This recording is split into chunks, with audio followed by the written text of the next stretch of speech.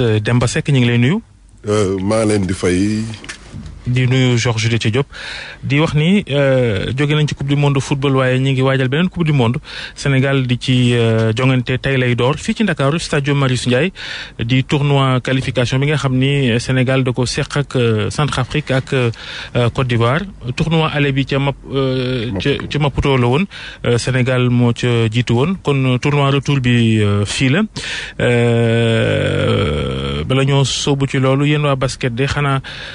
démb tamit am ngeen leen métti ci football bi. Babacar ñun comme ni ko Sénégal yi vivre noonu la ko ñëpp vivre Sénégal ñu am déception parce que lu ñuy éliminé ci un coup de chance la te loolu FIBA war na ko xoolaat parce que terrain lañu war a tàkkali ko ñaari équipe waa FIFA. donc mënoon nañ def un match d'appui donc war nañ xoolaat yooyu parce que ay carton jaune rek di éliminer te nga xam ne tey jii football c'est un jeu collectif il faut mu am contact donc ci loolu arbitre aussi mën na juum jox la carton yooyu waroon nañ ko xool yoo xam ne la ay piste de réflexion la carton ci football la bokk. waaw ci la bokk mais ay piste de réflexion la yoo xam ne tey jii dañu war a gën a xool ni ñuy saytoo gën a améliorer suñu discipline yooyu muy football muy basket muy ci leneen aussi. waaw moo tax ma bëggoon laaj sax wàllu coupe du monde Sénégal ci basket yàgg na caa dem. ci football dem nañ ci ñaari yoon. ci jongante yu àdduna bi yëpp seq ci yeneen sport dañ cay dem waaye lu tax Sénégal mënut a def jaloore ci jongante international yi. boo xoolee lépp li nga gis dafay am li ñuy commencé Sénégal 2002 ci football c'est la commencé dem bokk coupe du monde boo xoolee dem nañ ba quart de finale tey jii ren premier tour la ñuy éliminé. ci carton jaune loolu mën nañ wax ne aussi wane nañ xar kanam bu rafet ci jongante yi fële ci Russie ci wàllu basket aussi boo fàttalikoo 2014 si lañ dem quart de finale te ku ñu éliminé mooy Espagne c'est la grande Espagne. mi ko organisé woon. waaw mu ko organisé woon moo ñu dóor te balaa mu ñuy dóor aussi sonnoon na donc loolu mooy wane am na liggéey bu bëri bu am solo ñu ngi koy def ci Sénégal. ak techniciens yi ak autorités yi ñuy def moyens yi ci pour que équipe yi di nekk ci conditions yu baax ba nga xam ne tey jii dina mën a daje ak ñeneen ñi. chaque fois dañuy joxe ay objectifs ci xew-xew yooyu coupe du monde ak basket. yéen xam naa ne jóge guñ sax ci tournoi qualificatif bi waaye yéen fan ngeen fixé wu ndax chaque fois dañuy naan ne nañu weesu fañ demoon. waaw xam nga boo seetoo dafa am nouveau système de compétition. boo xoolee jongante yi daawul am. dañ daan def Afrobasket rek ñaar yu gën a nekk ci kanam ñoom ñooy dem par représenter Afrique mais cette fois-ci dafa am loo xam ne dañuy wax nouveau système de compétition fépp ci monde bi tey jii jongante yi day commencer donc loolu FIBA moo ko def donc pour mun a permettre aussi équipe yi di ñëw seen réew ak joueurs yi nga xam ne peut-être amuñu woon chance di leen gis ñi ñëw seen réew di permettre aussi fédération yi di gën a am moyen parce que da ngay gën a am ay partenaires ci wàllu média aussi day gën a média yi journalistes dañuy gën a am attention ci loolu loolu lépp moo tax ñu def ko tey jii compétition yi dafa am solo boo seetloo lu tax mu am solo mooy que ni dañoo jouer fenêtre yi comme ni ñu koy waxee ñun ay fenêtre la ñuy wax basket duñu wax journée jouer nañu ay fenêtre mais boo xoolee ci 4 poules yi yeneen équipe yëpp dañoo am 3/3 Sénégal 2/3 la am donc fu mu nekk ni suñu objectif mooy ñu am 3/3 moo tax ñu def le tout ci ñuy remercier le ministre des sports bi nga xam ne tey porté na dossier bi ba nga xam ne autorité réew mi nangul nañu ko ñu organiser ko c'était pour que ñu mën a organiser suñu réew mën a am chance mën a qualifier parce que boo ci bokkul 2021 ngay bokkaat moo taxoon boo xoolee lépp dafa door ci tournoi bu ñu organiser woon fii pour qualifier Afrobasket donc boo seetloo ñi bokk ci poule bi tey 16 équipes yi la 16 équipes yi bokkoon ci Afrobasket bu nekkoon Sénégal ak Tunisie buñ ci bokkutoon tey duñ tudd ci Sénégal ci basket ba 2021 moo tax mooy wane que ni am na jéegu bu rëy buñ ci def lu ci war tey jii mooy que ni ñu qualifié suñu qualifié parce que 3 yu jiitu ci poule bu nekk la ñuy jël léegi buñ paree dañ leen di boole ñun poule Nigéria la ñu war a bokkoon buñ paree parce que 6 lay doon léegi ci loolu aussi 2 moo ciy génn mooy wane que ni tey jii dañ door mais ñaan nañ yàlla dem coupe du monde te parce que coupe du monde yooyu moo lay permettre tey jii aussi nga mën a dem Jeux olympiques yu nekk fële Tokyo. en 2020 mais qualification yi saf na waaw dafa saf compliqué na. mais nag moo seetloo am na mesure ay mesures d'accompagnement yu FIBA def boo seetloo tey jii kenn waxatul ay assurance danañu mën a am suñu joueurs yi nga xam ne ñu ngi NBA. moo tax góor gi Dieng góor gi si Dieng ñëw na Sénégal bu tey bi. waaw donc boo xoolee yeneen équipe yi aussi seen star ñëw nañ te dañu gën a renforcer aussi boo xoolee Centrafrique dem nañ ba naturaliser un américain puis boo xam ne def 2 mètres plus de 2 mètres donc yooyu yëpp mooy pour a mën a bokk. ñëw na fii ci Ndakaaru mi ngi fi. waaw foog nañ ñëw na parce que bu ñu ko nëbbul aussi wax nañ ñu ko mais am nañu ay joueurs yi nga xam ne tey jii de dimension internationale yoo xam ne tey dinañ mën a contrecarrer ak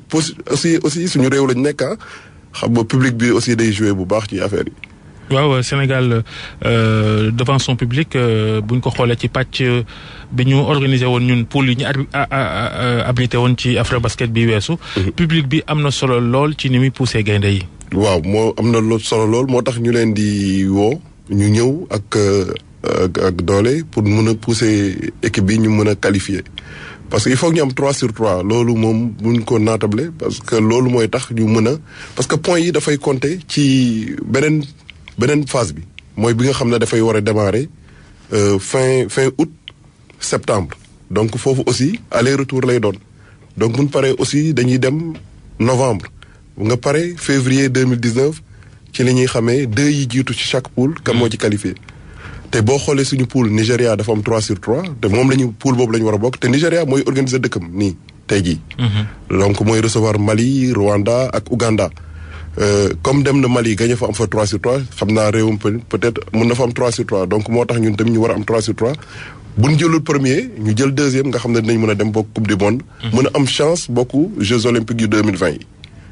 waaw ndax Jeux olympiques tamit foofu lañ ko natt ci résultat coupe du monde bi. waaw résultat coupe du monde yi la parce que ci coupe du monde yi équipe mooy nation africaine la mieux classée moom mooy dem coupe du monde léegi bu ñu paree ci loolu dañuy xool ci tournoi coupe du monde bi les 16 mieux placés.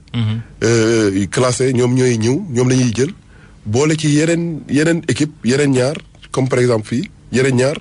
ñu bokk ci tournoi dajewaat. pour mën a def tournoi yooyu nu ñuy xamee kan moo koy dalal ak ku ko dul dalal. fu mu nekk nii kenn xamagu ko. parce que comme xamagun kan ak kanay toog moo tax mënagun ko xam mais ñun nañ ñaan yàlla qualifié d'abord ci coupe du monde bi nga xam ne bu ñu demee ñu def lépp li nga xam ne war na ko pour ñu mën a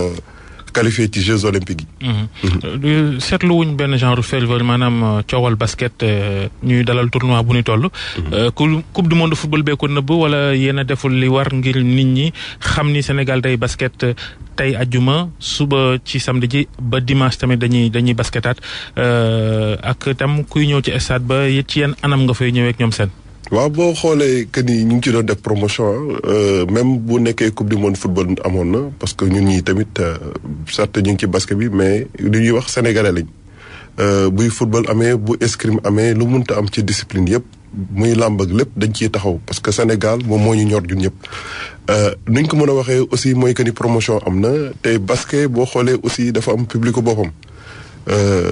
nit ñaa ngi ñëw am na benn ferveur bu am boo demee entraînement si ngay gën a xamee que ni ferveur am na sax parce que nit ñaa ngi ñëw même di pour xool joueurs yi leneen li ñu mën a wax tey jii mooy que ni ci wàll am na ay billetteries yi defal nañ ko nit ñi te yombal nañ ko nit ñi te am na parce que dañu bëgg nit ñi gën a ñëw mën a seetaan seen équipe et aussi comme ni ñu koy defee fédération yëpp di ko defee danañ accompagner aussi 12e Gaïndé Ale Casa ak yeneen supporters yi nga xam ne ñu ngi fi pour mën a mettre à leur disposition ay tickets ak moyens de transport bi nga xam ne dinañ mën a ñëw pousser équipe yi mën a qualifier. waaw bu ñu waxee ci équipe bi nag ci boppam. gis nañ ni bi ñu koy préparé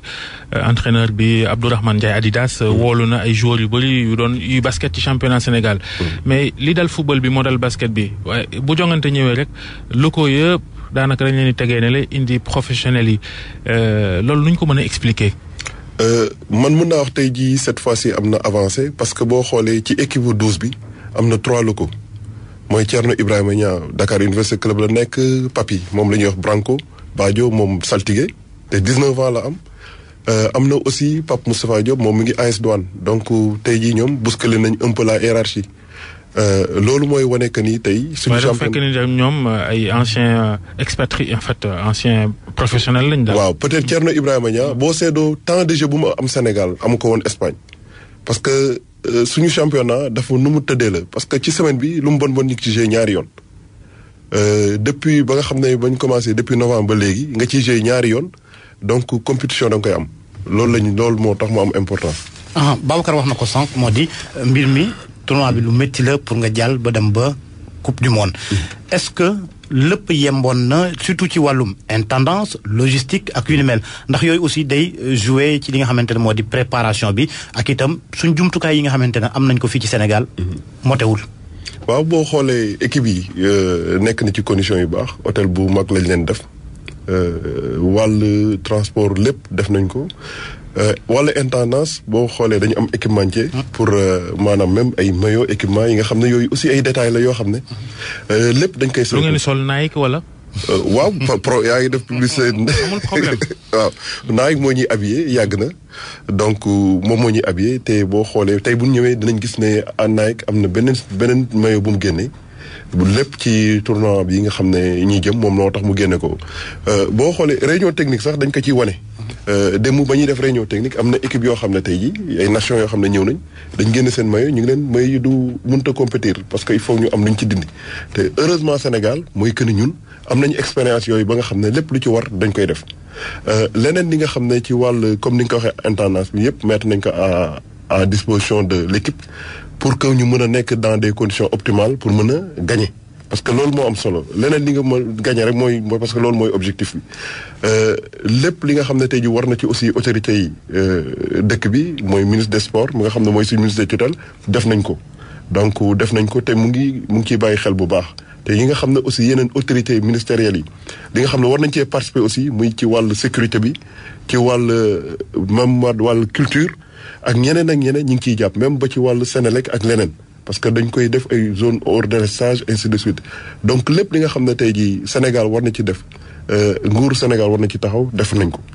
lu ci des moom mooy que ni ñun waa fédération parce que nañ waxante dëgg ñun ñoo yore équipe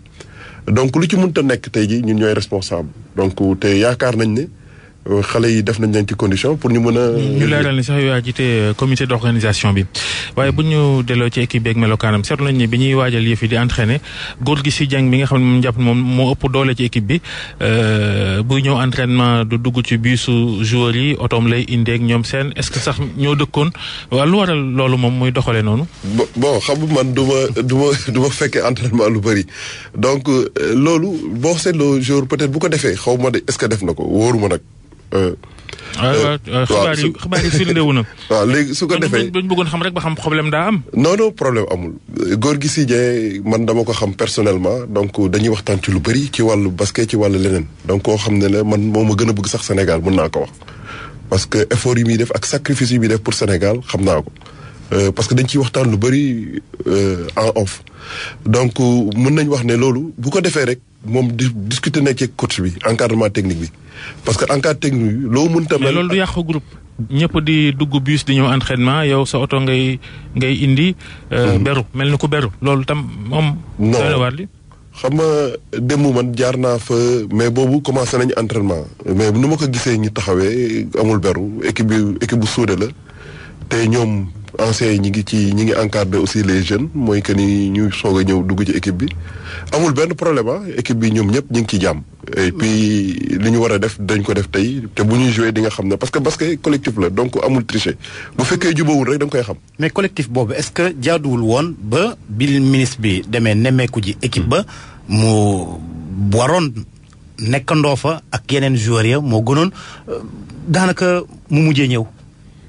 waaw xam na mooy lu ma lay wax tey ji jour bu génnee rek dafa am lu tax encadrement technique moo koy jox permission. ak noo mënta toll parce que ñun tamit fédération am nañ suñu fulla gi nga xam ne tey jii aussi bu amee manquement dañuy defal rapport xam nga buñ paree ci compétition yi noonu lay tëddee directeur technique entraîneur bi da koy defal rapport technique bu ñu ne même wàllu médical aussi da koy defal rapport ci même suñu ñun délégué am nañ ñu fa nekk mooy ñuy wax les délégués fédéraux am nañ fa ñaar te ki nga xam ne tey jii am na kenn koo xam ne moom ancien champion d'Afrique la mooy Assane Ndiaye ak benn vice président fédération bi mu ngi fa muy Mamadou Ndiaye bu dëkk Diourbel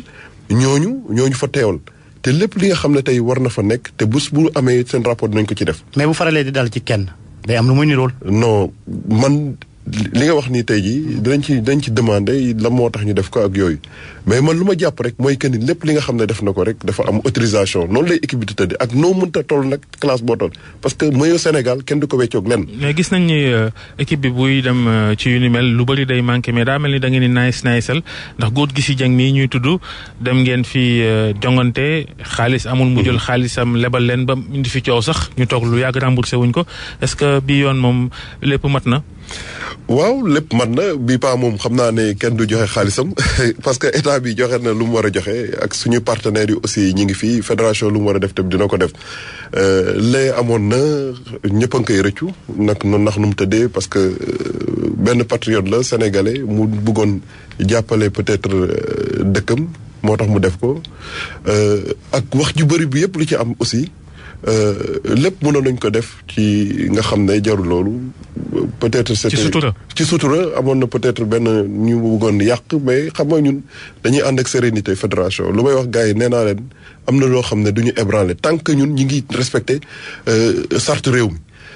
donc bu ñu koy respecté di ci def li nga xam ne aussi mooy ministère de tutelle lu mu ñu sant ñu war ko def en matière de délégation de pouvoir def nañ ko muy suñu lettre de mission ñu ngi koy def dañ ciy ànd ak xel bu dal te ak sérénité donc lépp li nga xam ne war nañ ko ci def éviter aussi coow ñu accompagner équipe bi accompagner les fédérations pas ci basket rek ci football aussi dama koy wax parce que lii tey jii dal Sénégal xam naa gars yi nañ commencé tirer ci football ma bëgg wax nekk ni gars yi fédéraux yooyu kenn gën leen bëgg Sénégal ñoo buñ sañoon tey jii dañuy jël coupe du monde. kon ñëpp di xaar Sénégal tey ci ngoon kon match bi 19h la ndax calculer ngeen coupe du monde football beeg 8e de finale yi tàmbalee ëllëg ndax match Sénégal yi 19h lay doon. Babacar loolu moom laa doon wax ak léegi nii ak kenn ma ne ko man tey jii fu mu nekk nii fu ma toll sax coupe du monde moom football dootuma ko seetaan parce que Sénégal. amatul équipe africaine amatul Sénégal. donc toog nañ man coupe du monde bi démb sax seetaanuma yeneen match yi parce que pare nañ ci. te ñooñu lay ñeneen di def aussi sénégalais yi boo xoolee Sénégal 19h lañ ko yóbbu 19h donc pour permettre public bi ñëw te surtout tey jii nga xam ne vendredi la gars yi mën a ñëw moo tax chaque fois FIBA da lay permettre yow équipe bi recevoir ngay mën a am yaay choisir say heure yi nga xam ne dina permettre yeneen équipe yi ñëw te yàlla comme def dogal na que ni bokkatuñ ci jongante football bi. gannaaw toog nañ ci football bi xanaa nag mën ngeen see professeur defal supporters yi daal di def jaloore ci tournoi bi nga xam ni ma fàtte ñi ngi ko seq ak Côte d'Ivoire République centrafricaine ak Mozambique. waaw moom tey jii mooy comme lu may wax rek ñun loolu mooy suñu objectif gagner parce que 3/3 parce que day compter après bis boo gañewul moom boo bokkul moom que ni moom fédération dina ci tirer toutes les conséquences parce que mooy que ni dootuñ bokkati ci basketball Afrique wala ci basketball monde bi parce que boo demul coupe du monde amatul solo. donc objectif ak stars yi nga am nii du chaque fois nga koy am joueurs yi nga am nii du chaque fois nga koy am donc boo ko amee nii tey da nga ci war a profité